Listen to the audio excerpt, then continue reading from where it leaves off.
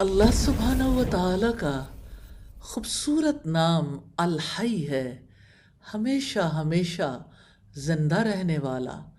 سیدنا انس بن مالک رضی اللہ تعالی عنہ کہتے ہیں کہ نبی اکرم صلی اللہ علیہ وسلم کو جب کوئی کام سخت تکلیف اور پریشانی میں ڈال دیتا تو آپ یہ دعا کرتے تھے، یا حیو یا قیوم برحمتک استغیث، اے زندہ اور ہمیشہ رہنے والے، تیری رحمت کے وسیلے سے تیری مدد چاہتا ہوں۔ الحی وہ ہے جس کی زندگی ہمیشہ سے ہے اور ہمیشہ کے لیے موت سے پاک ہے۔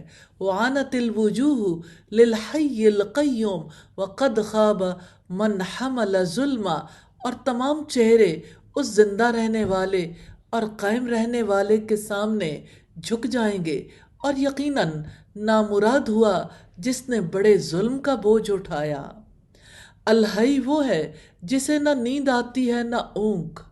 اللہ لا الہ الا هو الحی القیوم، اللہ تعالیٰ کے سوا کوئی معبود نہیں، وہ ہمیشہ سے زندہ ہے اور تمام کائنات کی تدبیر کرنے والا ہے۔ الحی وہ ہے جس کے ذریعے آسمانوں اور زمین کی ہر چیز قائم ہے۔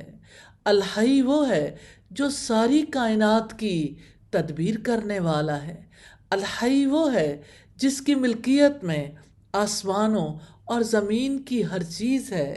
الحی وہ ہے جو سب کچھ جانتا ہے، جو لوگوں کے سامنے ہے اور جو ان کے پیچھے ہے۔